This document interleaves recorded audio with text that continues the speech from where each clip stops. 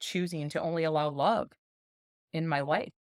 If I was going to go into the world every single day carrying my loss with me, which so many do, and still be myself, I need to take that pain and turn it back into love over and over and over and over again, which meant focusing on all the love that's in my world. And I've realized that with child loss, especially, or any connection, if you were blessed enough to marry your best friend, that loss carries just as heavy.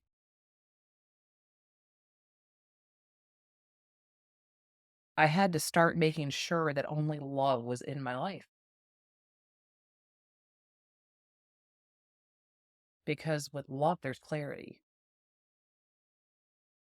With love, the pain's not there. Grief is just a perceived loss of love, is what I came up with. Welcome to Create Love with Carrie Margaret.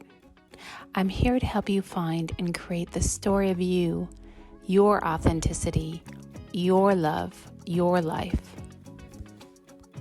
We live in a shifting culture where men and women don't know how to act, to find authentic self-expression, connection, and love.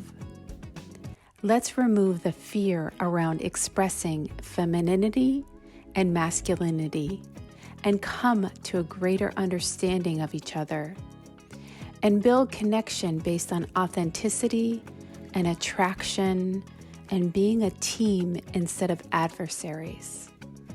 There's room for every type of life story and love story.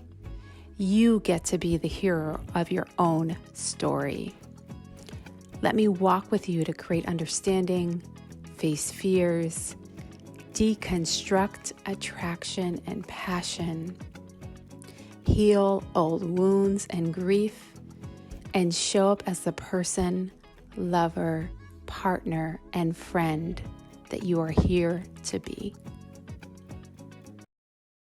Hi, this is Carrie Margaret, and today I have something so special for you. My guest today is Nicole Leigh, who is just a really extraordinary woman and coach and healer and has a perspective on love and on loss and on growth and on life that is not tremendously common and should be. And so I just invite you to come in and bring all of yourself and really listen and listen to the possibilities that will unfold through this conversation of what a beautiful life you can create when you allow yourself to experience all of life, the sadness, the grief, the joy, the beauty. And we are both here to support you in creating your great love story and living a life that you love and that is joyful to you. So it is with such great pleasure that I introduce you to Nicole Leigh, who is very special to me. All right, Nicole, thank you so much for joining us today. And you have such a fascinating story. And it was really divinely aligned how we met as well. Absolutely. So tell me a little bit of your story and how you got into your path in terms of healing. 6 years ago last week, I lost my 22-year-old son. He was in the Marines. He had 2 months left before he had fulfilled his active commitment, and then he would be still on call for, I believe it was another 4 years if needed. And he was looking forward to life, college, and work, marriage, kids. And he was driving home from seeing his girlfriend, and a drunk driver was on the road, driving the wrong way on the interstate, and hit him. They both passed. And afterwards, finding out that the man owned a drug and alcohol rehab facility. That was his life's work with his brother, his family's work, and was driving a work vehicle in representation of the company, and was also a Marine veteran. So one of my son's brothers, my mind was 8 years old again. I was shook in a way that nothing in the world ever made any sense to me anymore. Nobody could say or do anything that was sensible unless they understood the gravity of what was going on in my life. My son was my light. He was my first love. He was my biggest supporter in life. He loved his mom. And I couldn't figure it out. And what kept me going every day was my daughters. I've still had two daughters. And I said, I got to set an example for them. I got to figure this out, how I can still be in this world, but yet live in that one and start balancing living in two worlds and still have quality of life. And I was in shock for 2 years. When the shock wore off, the pain was immense. And I couldn't find any way for it to not hurt so that I could be a mom, so I could leave my home, so I could be around people. Then picked up a paintbrush and healing started happening. But I didn't understand that. At the same time, within a few months, I was guided to hospice. I had never been a hospice nurse. I had been a nurse in many capacities over my career in a lot of different areas. And I said, I am very science brained. If God is real, I need physical proof somehow, because that's the only, like, nothing else is working. I need to know that this isn't all there is, that I didn't get handed a life full of pain, and that's all I've ever gotten. I needed to know that love was real. And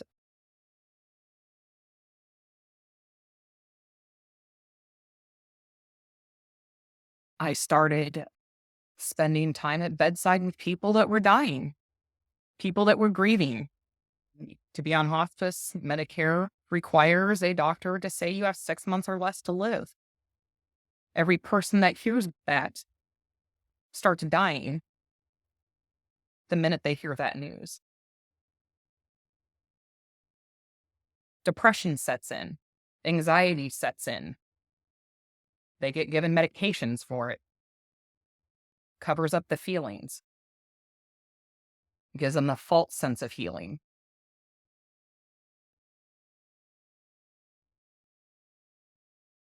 And I realized as I was watching families and patients grieve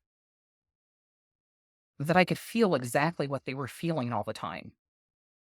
And it started allowing me a space for myself to have those feelings, which meant someone else understands these feelings.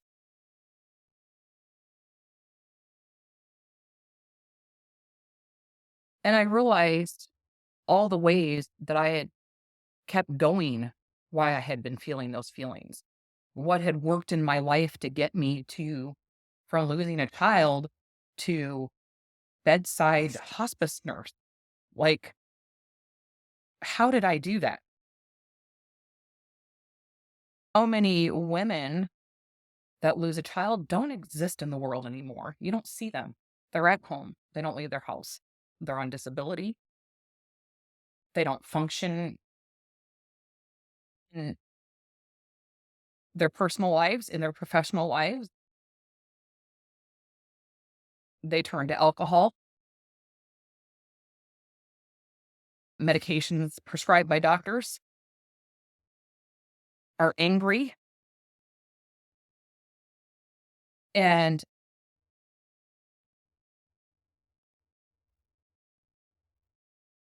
the anger part I never really understood because the man that killed my son had passed. I didn't have something physical to be angry at. And because I couldn't figure out why he didn't know how to heal. That was his life's work, was to heal people struggling with what he was struggling with. Well, he didn't heal himself. He can't heal others. Where are we going wrong in our country? What can we do? And it's always that last connection, that connection with God, that doesn't connect people to healing at the end of their programs. And the only way you get that is if you're led by someone that's there.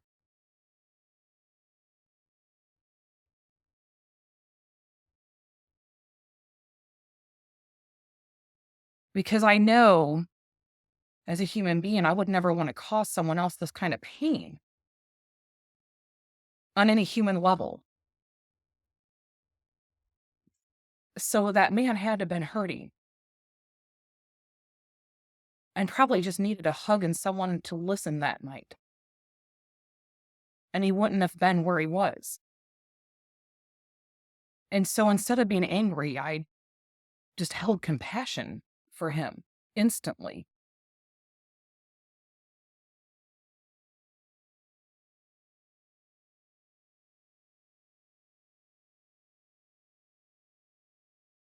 And I realized that I started filtering my life through two truths every day when I went back into the world because I didn't leave my home for a long time. I took a break from work and I was a shut in almost daily. I would go weeks without leaving and I would get groceries delivered, may run just to the corner store and back.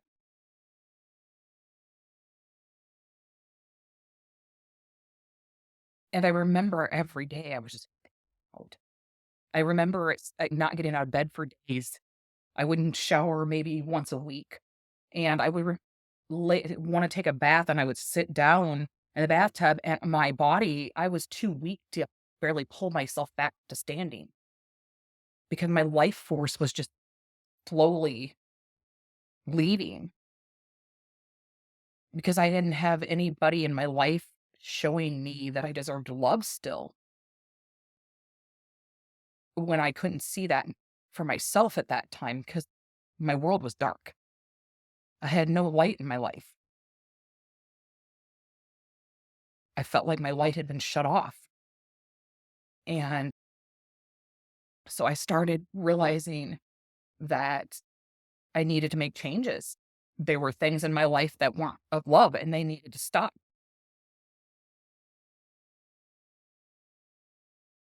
And I realized that my world now is filtered through, would my son want this from me? And would this make him proud? And then I realized that was God's filter. Would God want this for me? And would this make him proud? And so I try to be mindful with all of my interactions with people of that, which means if I'm placed in someone's life,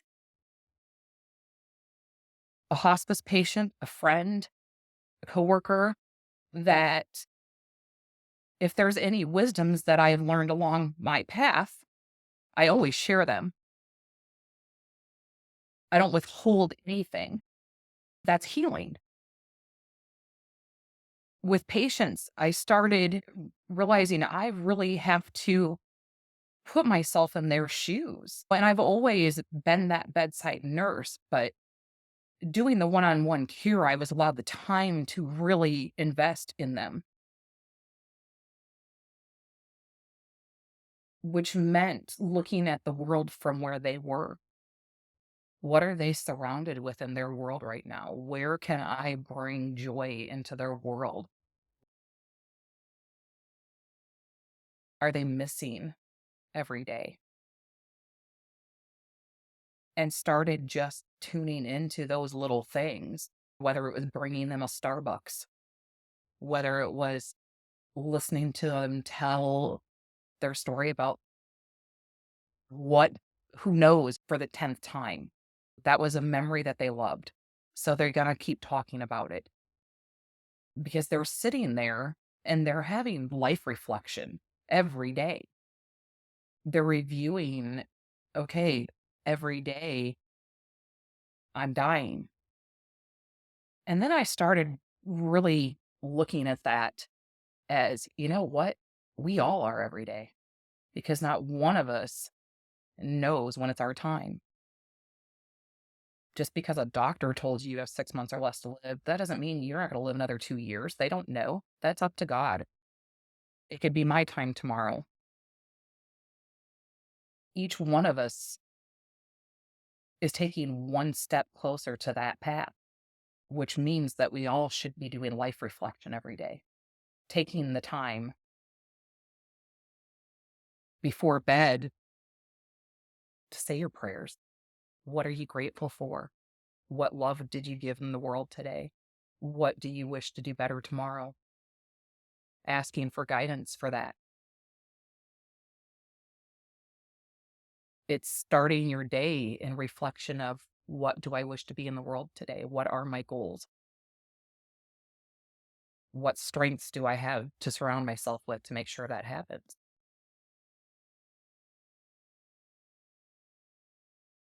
And making sure that words count. I tell people every word we say is a prayer.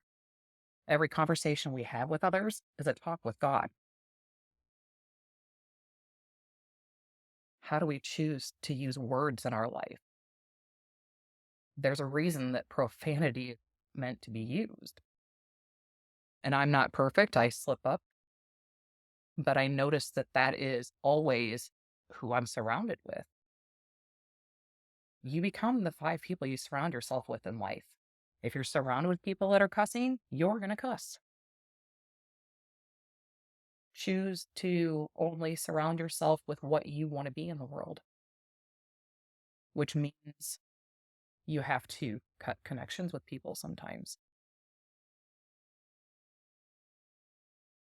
Because I knew that, you know what?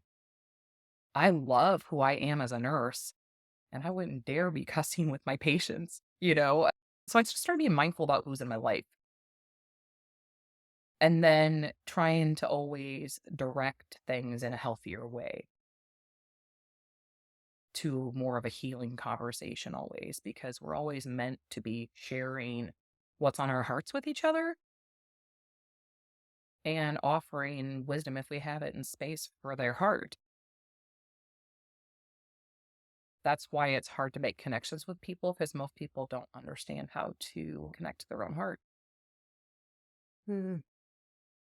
Well, I've seen you as somebody who's tremendously good at making connections with Mhm. people. And right before we started recording today, Nicole was talking to me about tell us a little bit about, as a hospice nurse, when you go in, what are the first few questions that you ask people? And you started to get into it a bit with Right, diving into right. people's joy. Tell us a bit, what are the first few questions that you ask people? One of my favorite things as a nurse of 18 years getting to witness, one of the most beautiful memories that I'll always have is getting to watch people hold each other's hands. Getting to see a husband and wife that are both 80s, 90s-year-old watching television holding hands. It literally melts my heart. And one of the first questions I ask a couple, if they're both present, is what is their love story? And getting the perspective from each of them of what that love story was, because it doesn't always click together. There's different reasons. If they're not married, if they're widowed, whatever, asking the same, treating them the same. Your love still mattered, even if they're not sitting next to you holding your hand. They really are, because I'm reaching my hand out right now asking about it. And then I always ask What do they do for a living? People will tell you a lot about if they followed their dreams by how they talk about what they did for a living. You can tell if they were excited about something and loved what they did. And then if not, and I usually ask, what did you dream about being when you were a kid? And or as an adult, is there something that you wanted to be that you never were? And I never understood the power of knowing that information until one particular patient. She lived in an assisted living, and I want to say she probably late 70s, early 80s, but young looking for Mhm. her age. Mm.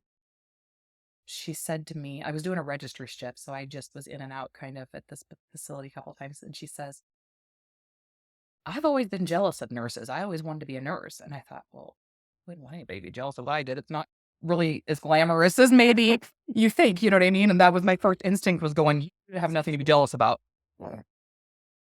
Because if I told you the amount of time I talk about things that nobody really wants to hear about bodies, you would not be jealous of Mhm. this career, about the long hours, about the missed time with family, about double shifts, the all the extra, that it brings to your life. And and I didn't say any of that to her because I thought, you know what, this was for a dream job, right? And I said, well, what did you end up doing then? Because she had shared with me that she didn't complete nursing school because of something medical that was out of control that kept her from completing. And I asked her what she ended up doing, and she shared a couple of random part-time jobs. And then she tells me that over the years, she took care of many family members at bedside that were at death.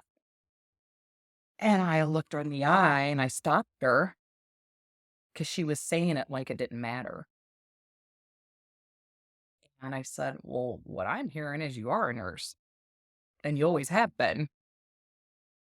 I said, just because we gave up our dream doesn't mean that God didn't fulfill it, just not the way that you thought it would be, because it's not up to us how we get that desire. We don't get to choose how it plays out. It's God's story for us, and that story is always love. And she was able to provide that love to her family and be a nurse because nurse is love in a uniform. And she started crying and laughing at the same time. And I gave her a big hug and just squeezed her tight. And because I've been there, I know that feeling. And that's a feeling of healing, is what's going on. And she said, thank you so much for that. And then she says, how much do you charge for these sessions?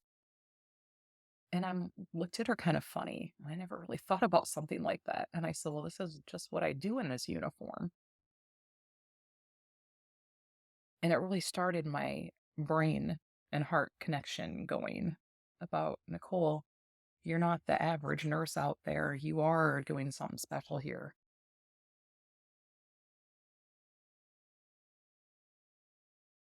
And it was beautiful to get to witness her healing because her heart was free from holding that jealousy. And just imagine in assisted living and in the healthcare system, every time she saw a nurse, she felt jealousy. And that's no longer there because she understood what a nurse was when she related it to her own life. But no one had ever shifted her perspective. And that's where I realized that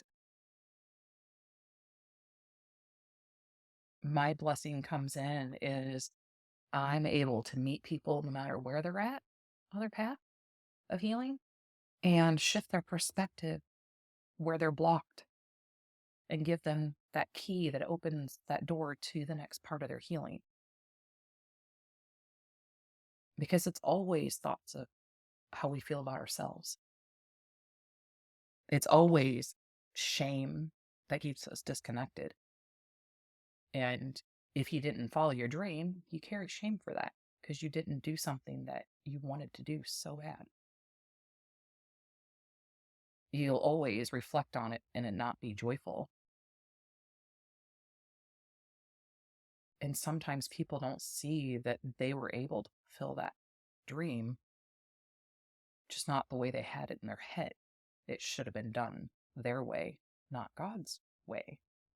Because our dreams are always in line with God. If we dream something and it makes us feel good, that's always God's plan. That is so powerful. And another beautiful piece that I want to turn back to here related to a conversation we're having before we started filming is this thing of your work is the art of dying. And sometimes we have to find the relationship between the art of dying and the art of living. And you just talked about validating people's experience. Yeah.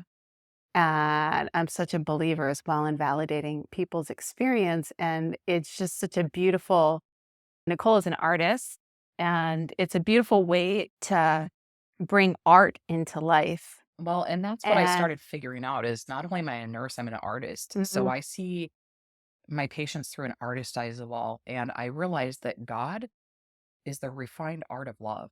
mm, Most never get to be refined artists of love because they don't put the work into refining that gift. Because it's a gift that's given to all of us, but we have to work for it. mm, And that was where we only understand that through others, mm. through service to others. We see through God's eyes. There's a meme I ran across over the years that said something about somebody angry. I don't remember exact words, but because they see a starving child, like screaming at God to seeing the starving child, when in all reality, that's God screaming back at you, and that's exactly what it is. Mm. We became so materialistic and technology driven in such an unhealthy way. We can use technology in a healthy way if we're mindful about what we look at.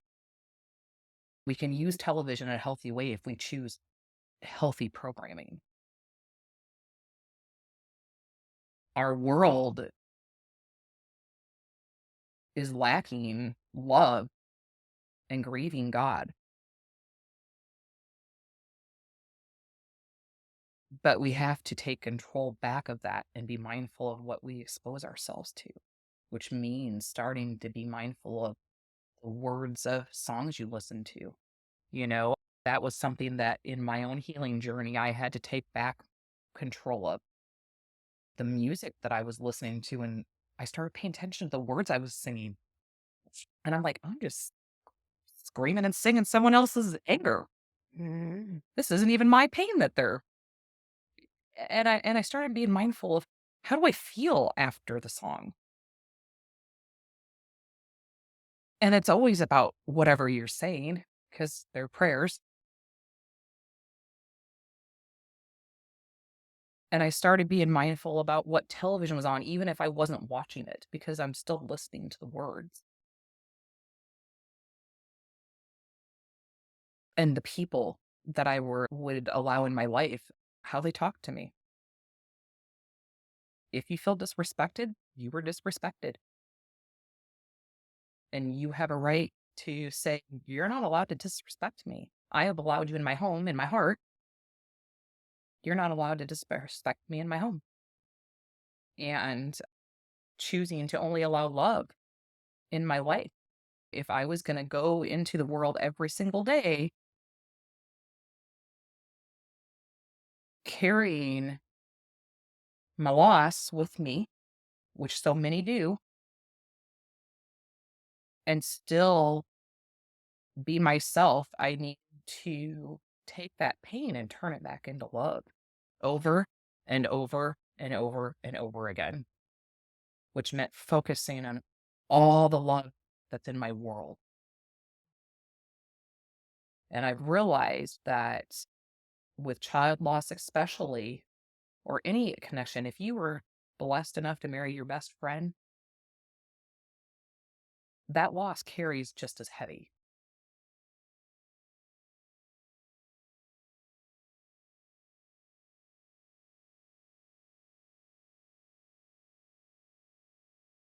I had to start making sure that only love was in my life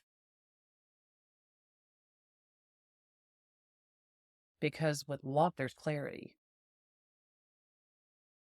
With love, the pain's not there.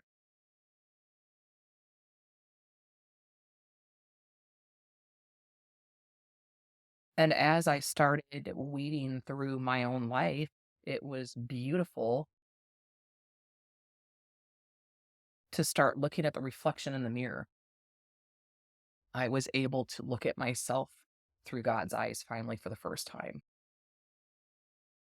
and get to see that so many things that maybe about myself I didn't like because I was literally acting a part for someone that was in my life that I didn't allow me to be myself. That I always worry about what other people thought and whether I fit in until I realized that, you know what, I don't even like what they're doing. I don't even like who they are. Why do I care what they think? And I started realizing I only surround myself with role models. If I don't even like how you parent your children, which means that if you aren't loving or if what you just go about life doing and putting into the world is not in alignment with love, I really don't care what they think because they're not a role model to me. If I don't want to be you, you're not in my life.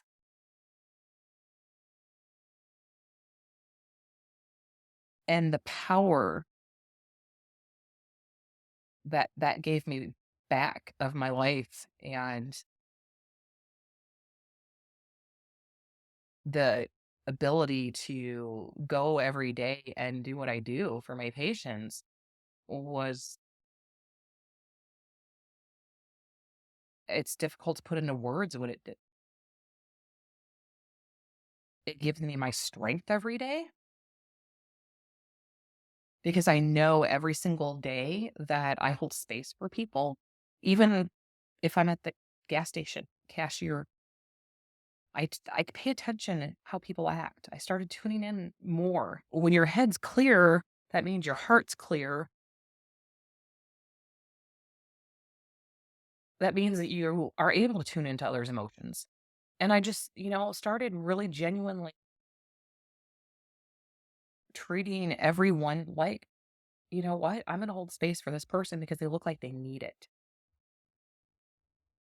It doesn't matter that I don't know them. It doesn't matter that I don't have time, that I'm going to be late somewhere, which anybody that knows me, it bothers me if I'm late anywhere. I always have to be 10 minutes early, if not more, usually a half hour early to work.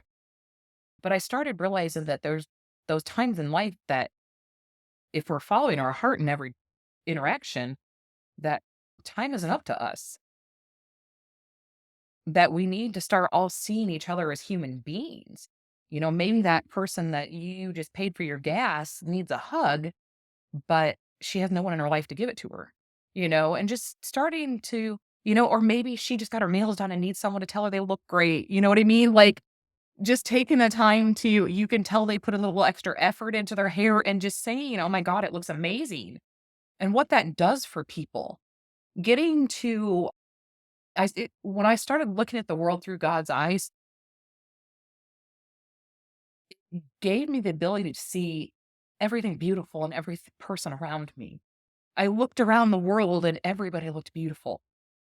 Everybody looked beautiful in the same way. And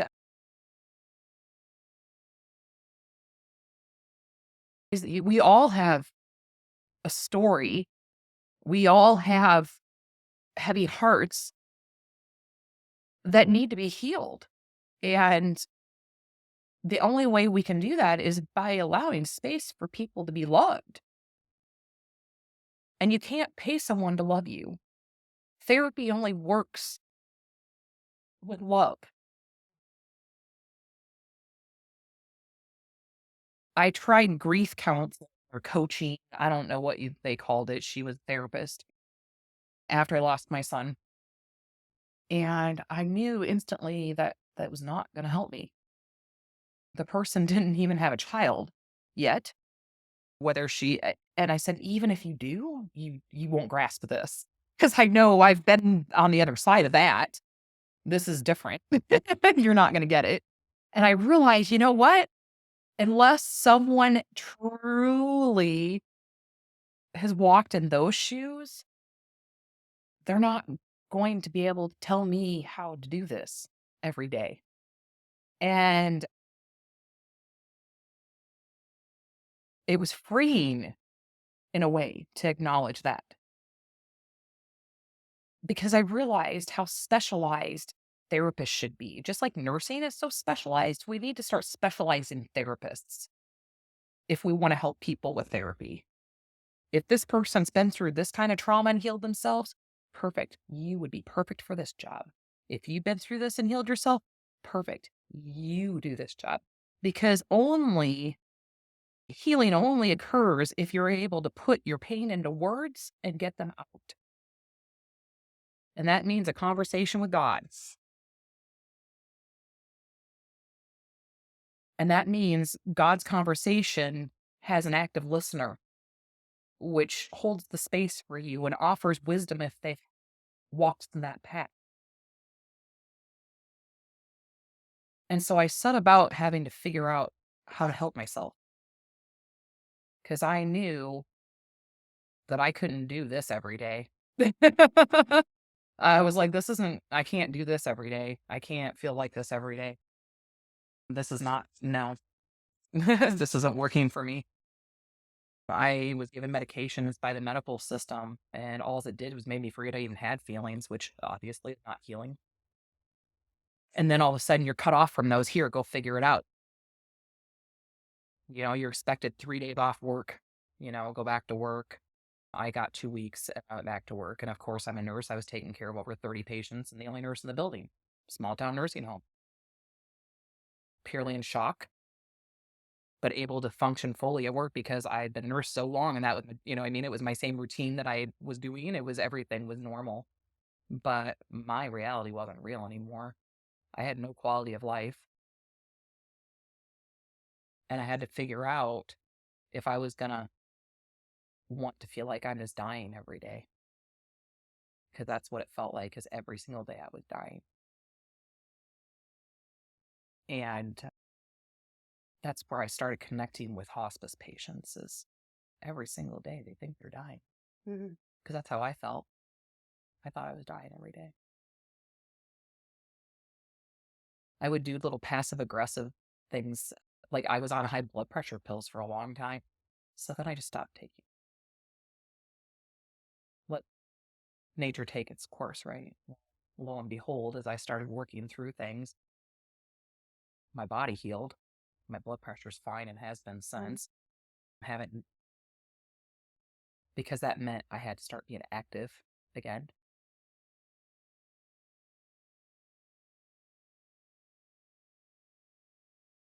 And I realized that I had been on high blood pressure pills for 8 years because of stress. And that stress wasn't there anymore. So grief isn't stress, it's grief. It's different.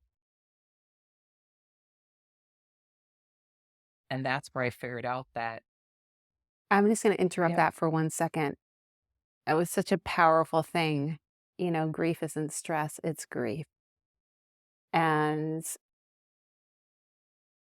I just really want to highlight that. And one of the really powerful things that you bring is this understanding of grief and not mixing it with yeah, stress, yeah, anxiety, yeah, depression, any of these other things. Grief is grief. yeah. And that's where it does. If you were to see me at that first few years, you would have thought I was depressed. Right. After the depression phase came the anxiety phase. Rejoining the living world is what I Mm, call it. Because I had to get past that and find my will to live, mm, which meant, what does my future life look like without it? Because, we all plan our futures in our head for ourselves. You know, we all have an idea in our heads of what our life's going to be. We're going to be married. We're going to have this. We're going to have that. We do this. We do that. And I figured out very quickly, well, obviously someone else is in control of my life because I would have never chose this for myself. And started figuring out that I needed to just figure it out every day as day, take one step at a time, one minute at a time, and start making sure that something was connecting. The first couple of years when you're shocked, you're numb, you're checked out. But when I got past that shock phase, I went about life as a child for the first time again. Nothing made sense. Someone else is in control. And it was like having an 8-year-old brain, which meant that I loved everybody. I was a kid making friends with everybody. And that was a lesson that I had to learn is you can't do that because people will take advantage of people that have no boundaries. Well, children don't understand boundaries. So that was something that in healing, it was something, a gift I was given because I was never allowed to have boundaries my whole life, even in relationships. So it was beautiful to understand that I deserve to have boundaries and figuring out what that felt like and looked like for me.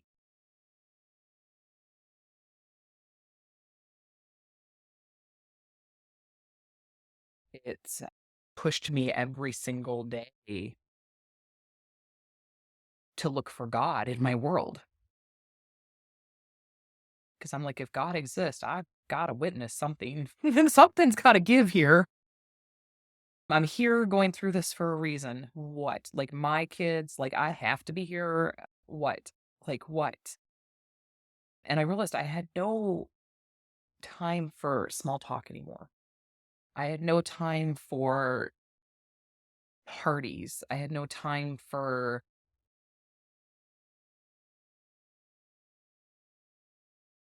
things that lacked deeper connection with people because it just didn't feel right. My world had shifted to a different level. And I started realizing every day when I went home, it felt good. When I reflected on my day, when I looked at how I spent my day, and I'm like, okay, you know what? Every day is pretty right now. It's pretty. But I still hadn't made the complete connection that we're here still, that we're not, like, this is not it. Because I couldn't still go about my day every day thinking that that's it. I've lost him. Like, he's gone.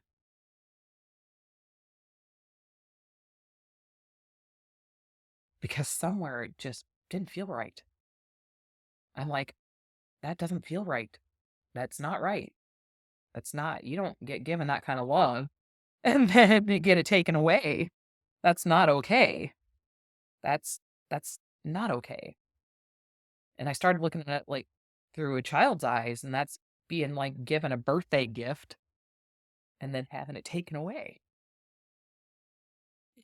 I'm like, God would not give me my birthday and then take it away. And I started noticing how energy played into my life. I had a gentleman that every single time I visited him was a joy. He was an only child, loved his mom, was very successful in his life, had a lot of money he was left with. I found out afterwards, which he left to an animal shelter locally in San Diego, which I absolutely love because I love dogs and cats and anyways, dogs. And We bonded over the love of dogs. He was a model in his younger years and went and headed off to New York to make a life, was a model, and then he, after that, became a parole officer, I believe, in New York for his whole career.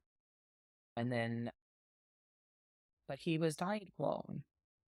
He lived in a house alone. He didn't have caretakers. He didn't have anybody. And he was such a pleasure to talk to. Like, I just looked forward to our visits every week because just getting to sit and talk to him about his life and what he saw and what a beautiful person he was and what a help he gave to these kids. And watching his eyes light up when he talks about his dogs, he said he had a convertible that he would put him in, and it was an old, I don't even remember what car right now. I can picture it, but he had an old convertible that he would drive around with his two dogs in the back, and that was just his, highlight of his day. And just getting to let him share those stories brought him back to that time. He didn't need to go out and do it again. He just needed to talk about it because his mind was creating and his heart was feeling that beautiful time in his life. Well, one day I showed up to do our scheduled visit, and when I got there, he had passed away already that day before I got in there. And it literally broke my heart because he died alone in a house by himself. And he was such a beautiful person. And I was given a gift that day. As I stood there weeping for him, I could feel him hug me. And it was the most amazing love that I've ever felt when he hugged me. And I knew that was what was happening at that instant. He was just saying, thank you. Because it happened multiple times after that once I started being able to tune in. But it was always, thank you for loving me. And that's what they're saying. So even if I wasn't there, he knew I was there. He knew that day I was looking forward to our talks. He talked about me with his, other people in his life. So he was thinking about me that day when he passed because it was our scheduled visit. So I know that he was surrounded by my love because I was already in his thoughts.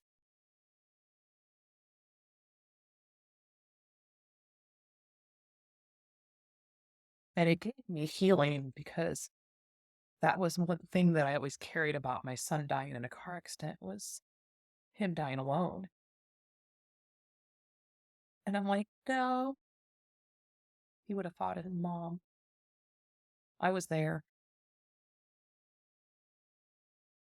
and still am. And Lord knows, I know I'm not crazy. And I just felt this man hug me. So I know there's more than just this body going on. And I know that pain that I was carrying every day went away when I felt that hug because it gave me the ability to understand how healing hugs are and to start seeing myself through that filter because I've always been a hugger. And then I realized what it was though. When you're a hugger, you go around healing other people, but you don't get a hug back. Like you're giving and receiving hugs is different. When you go around your life, if you know a hugger in your life, take time to give them a hug because they usually aren't on the receiving end of hugs. And that hug healed my heart that day. And it was powerful.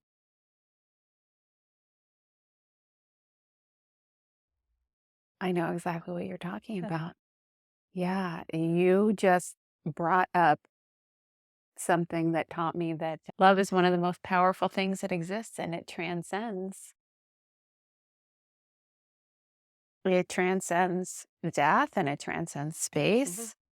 And as we create it, exists forever. Yeah. And I haven't met very many people who have had that kind of experience. And I have had the experience of a hug from somebody who has passed. It's beautiful. It's You beautiful. feel exactly what God It's feels. beautiful. Yeah, it's intense. It's you will walk around on clouds for days, Yeah. and it's just validation. And the thank you. Yeah, Yeah. it is. It's thank you for loving me. That's Hmm. exactly what it is. Yeah. Yeah. It's so beautiful.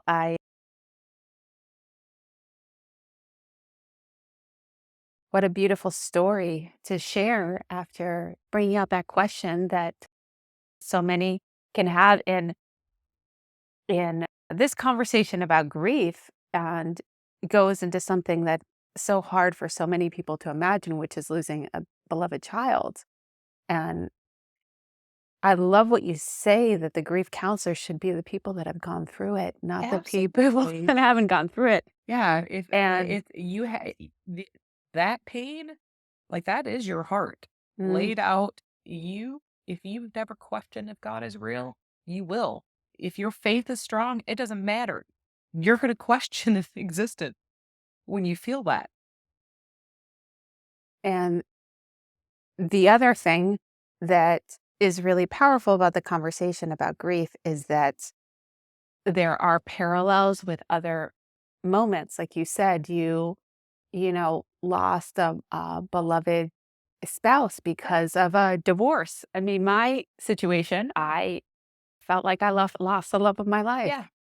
and had to Yes. become a new person. I Loss of a knew pet can rock somebody's world that much if that was their best friend. their best friend, Yeah. or the loss of career, or the Yes. loss of, all these different Absolutely. things. We're not grieving these losses. We're not holding space for the losses. So whether it's the loss of a relationship and rebirth, it's the loss of a loved one, it's the loss of The loss of your independence. a loss of your independence in That's a big hospice. one. The loss of your health. Oh, No one validates the loss of health. In that loss of health, I started seeing as a hospice nurse, and I would notice throughout my career, but I guess I just checked it off as people are people, but started seeing how our medical community affects people's mental health by the words you choose to use to talk to patients. I've watched people have carried traumas because of how they've been talked to by a nurse or a doctor. We're meant to be healers. Instead, we're saying things that are traumatizing to people because we're unaware of ourselves. And that's scary. And that was one thing that I realized that I help guide people to is their self awareness. And what I figured that naturally I do is because I'm just a mirror constantly for people. I reflect themselves back to themselves all the time, unintentionally, because I speak my truths and either people are aligned with it and or it triggers them in some way. Very it's been interesting to witness, you know, and I say, okay, if there's something I say that you look up to, don't then ask how. You know, how did you do this? How do you know what I mean? Don't hold those kind of feelings towards somebody. If somebody does well, we should be happy for them. Everybody is gifted talents in life. Wisdom comes from looking at everybody's perspective. And God's perspective is the only true perspective, and that's the perspective mm, of love, unconditional love. We're meant to go along our life constantly learning and growing spiritually. And so many people, adults, even elderly, are still at a high school mentality emotionally. And you can always tell by how they choose to treat other people. Go into the break room and people are gossiping. You know what I mean? I've never understood that until I realized that that is all just people that need healing still. They don't understand the damage they're causing to other people. With their words. Yeah, with their words. We cast spells Yeah. with our words. Oh, absolutely. I tell people all the time, that's why it's called spelling. Yeah. Absolutely, because that's what creates their head to be full of just a whirlwind of thoughts that keep them disconnected from God. Mhm. Can only be connected to God with clarity. And that connection rises up through our hearts and have to go through that. Well, a lot of people get blocked right here. Can't. Like you mentioned, from taking on the words Yes. of what other people have said about them. So taking on the words of the gossip or Yeah. taking up the words of the unhealed parent, Yes. to the Yep. child, Yes. or the criticism or the social words, taking on a lot of those Yes. words and stories. And then some of the most intelligent people too, they're so good at grabbing all those stories, and then it's almost like gathering this Yeah. nest that blocks the Yes. connection from heart to God and Yes. from God to Yeah. heart, because they can't see their true nature because other people's ideas. Yeah. People that are unhealed will always try to tell you who you are. Mm,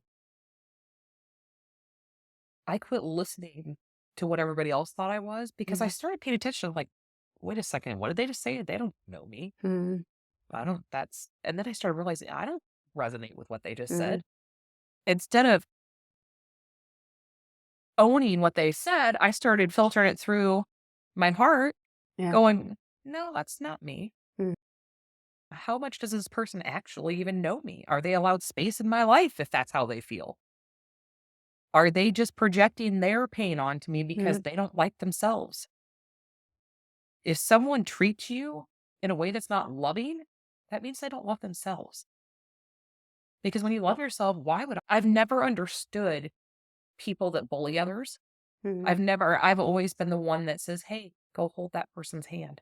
Mhm. Hey, do something extra, do more. And I've never understood why people would ever be mean to somebody else. You know what I mean? Like, I've always seen people as humans, and Yeah. that could be you or that could be me, situation. There's a lot of adults that are bullies still, Mhm. and all of us can admit we've seen that in the workplace in our careers. Unfortunately, that only stops when our leadership changes.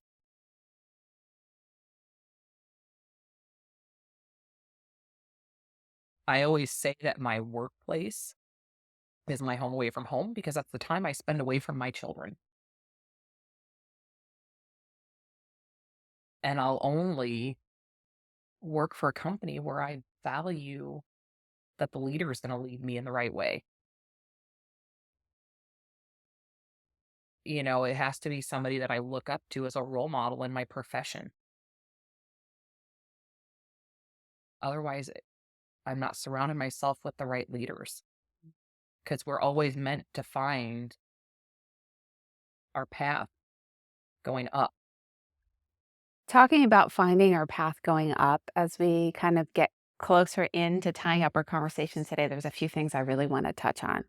And one of them is, you work with people on the art of dying, and there's so much of the art of living in that too. And with this thing of going along the lines of the art of living, you said something to me about hospice that I'd never heard from somebody in hospice before, that you encourage people to find that spark of life in some way through those Absolutely. passions in Yeah. some way, whether it's Yes. following the conversation and something they want to talk about, or painting again, or being able to, what was so beautiful is so beautiful about this perspective is like giving people the gift of the art of living Yeah. as they're learning the art of dying, so they get to really live in the last few moments of their life before they transition and they die. And yeah, so So one of my patients I had one time, he was told he was dying, mhm, and he says, "I didn't feel any different before I walked into that doctor's office, and then they told me that by tests that they had," you know? And I said, "Oh, well, you look like you're living to me," you know? yeah, And so I started looking at my patients in that way. They're all still alive. I'm not gonna treat them like they're dead. They're still here. They're still human beings. They're still people with amazing lives and stories and love. One gentleman, though, since he had been sitting more, he had had one fall and he was scared to get up walking. Well, here, lo and behold, I asked how he fell because I realized that he was strong enough to walk with a walker. And here, it was a mishap that could have happened to me, you, or anybody. And I said, well, that was just an accident. Don't keep yourself limited, you know? So just encouraging, where he was and getting rid of that. But he started coloring pictures. And he said that he just rather loved it. Like he was enjoying coloring. And so I ended up dropping off a set of watercolors to him. And I said, you know what? You want to take this to the next level for yourself? I said, instead of coloring someone else's picture, why don't you start creating your own? And we get to talking,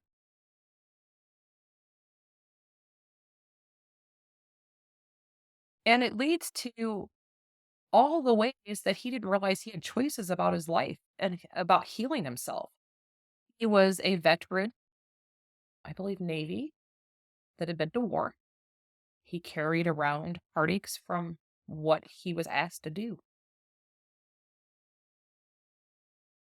And so I encouraged him to start writing his story because it's a story that needs to be told. Because if people start realizing what other people ask them to do for them, maybe we can appreciate that we're able to heal with words, not with violence.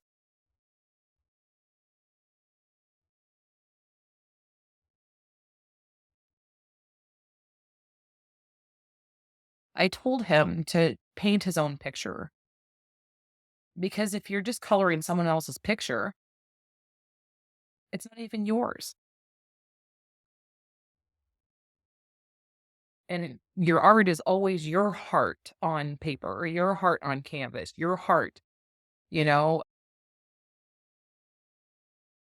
Many of my patients over the years, I paint and paint and paint. And so then I build up a lot of work. And so then I'll gift patients paintings that appreciate artwork or if it has came up in the process, or a lot of times something has came to me to paint for them. I realized how valuable art is healing. There's art therapy for a reason.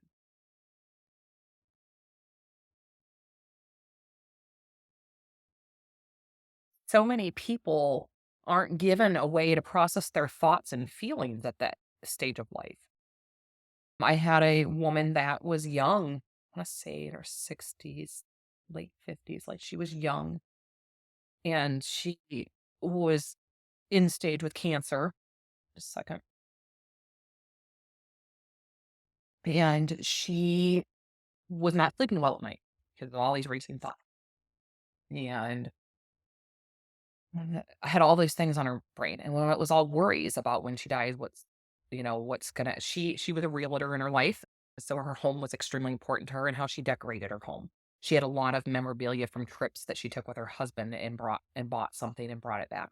So, and as everybody understands, if you're buying something like that, bringing it home, that means it was a memory that you thought was beautiful. She was worried that when she passed, that her daughters would come in and just take over and her house wouldn't be the same, for her husband, and it would be not valued. I told her because she was very physically capable still of being up and around. I said, "So why don't you take time during the day?" I said, "Or at night when you can't sleep." I said, "Grab a little notebook and a pen." I said, "And go around your house and stand in front of each one of those pieces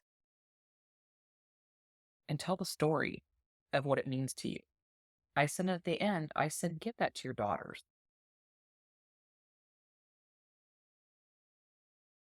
She loved to cook and she loved gardening. She absolutely loved gardening. She was no longer physically able to garden. But she was able to be in the kitchen with her husband and cook, somewhat and if she was sitting, whatever. And so I encouraged them to cook a meal together and have a picnic out in her garden because they had gardeners still maintain it. And then to invite her daughters and start having a Sunday family picnic every week out in the garden that she loved. Starting to bring what joy she could still have into her life and what she loved, and to give her the ability to get peace of mind with her loved ones. They're not gonna, sometimes people can't put into words how they feel because it's more than just a feeling word. We get told to identify this is this, this is this, this is this, anger, sad, whatever. Well, how does that feel? What does that mean to you? Anger is different to everybody. Sadness is different to everybody. We need to start relating to people's feelings through their stories because that'll tell you how to feel about them and what they're going through. They're going to tell you with their words instead of saying, I'm sad, I'm mad, I'm angry, I'm scared. Let them tell you the story that led to them feeling out of alignment. And that'll show us if we have clarity where God guides us to heal and help. And they were so grateful, the husband and wife, sitting on that couch when I left. And it took an extra hour of my visit time that I normally would have visited with, what is a normal quote unquote visit. But the quality of life that extra hour I spent with them gave back. They'll take my ideas and run with those. Mhm. You know what I mean? Her daughters are going to get a story of love, you know, because those trips that her husband took and her together and bought their memorabilia is their love story. That was their time. Time equals energy spent, which equals love. That time was love. Now she gets to tell the story of love behind all the time they spent, you know? And I'm sure her daughters reading that will appreciate why it was so important Mhm. for her to stay the same. She didn't want somebody coming and messing up her love story. It's a beautiful love story. Absolutely. As we tie up our Yeah. conversation today, we could talk for hours. Absolutely. We could talk for hours. As we tie up our conversation today, I want to ask you what for you is great love, is a great love story. Every day of my life right now, I look at that way. The more I choose to heal in myself only allows me more space to help others heal, which means we start caring about our neighbor and their struggles. We start caring about the person standing in line next to us. We start caring about our coworker. We start caring about humans again. We aren't just meant to go punch a clock and sit at a stoplight and look at our phones and play video games and go to bars drinking. And I looked around my life and I'm like, I don't even recognize this world. It's so disconnected. So my great love story involves deep connection with everyone. Mhm. Well, thank you for the deep connection that you bring, Nicole. I just want to take a minute to acknowledge you for your beautiful soul that just shines through everything in such a bright light in every room that you bring, and your deep gift of being able to hold space and to meet people where they're at in all different stages, from little kids to people in their 90s, and your ability to while experiencing such a huge loss and grief yourself, your ability to hold space for other people's losses and griefs in any level without going into a comparison and just holding deep, beautiful space. I just really felt met by you from the moment that Yeah. I met you. And I'm really excited as your vision unfolds more in the world to see the type of transformation that people can experience with grief and bringing more love into their lives and more deep connection into their lives and more joy. And Grief is just a perceived loss of love, is what I came up with mm, uh, in the end, I should say, of me looking for my answers. Because I ended up with my answers. God was the answer. mm, Little did I understand what I was seeking the old time was all around me if I just chose to see the beauty that was there. mm. Love never dies, it's always there. We just have to be able to connect to that love, which means we need to still have it in our lives.